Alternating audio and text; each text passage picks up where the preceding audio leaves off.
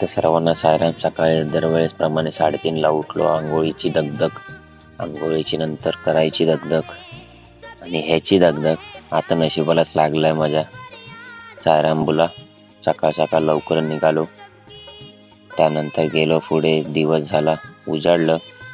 बाबांचा आशीर्वाद घेतला. मित्रांसोबत, निशाणी आणि बाबदागिरीसोबत पुढे नाश्त्याचा आणि आपल्या सायरामला देऊन आपला नाश्ता चालू केला.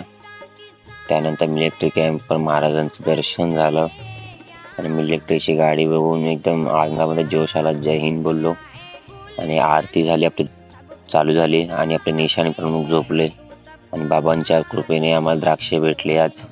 आणि या जगद्गुरु कालीबाबाच्या आशीर्वादाने आम्ही झोपलो आणि उठलो. शंकराचा आशीर्वाद घेतला आणि उद्याची तयारी 14 एप्रिल आणि अशा प्रकारे आराम पायाला आणि रात्री पोचलो ना जेवलो.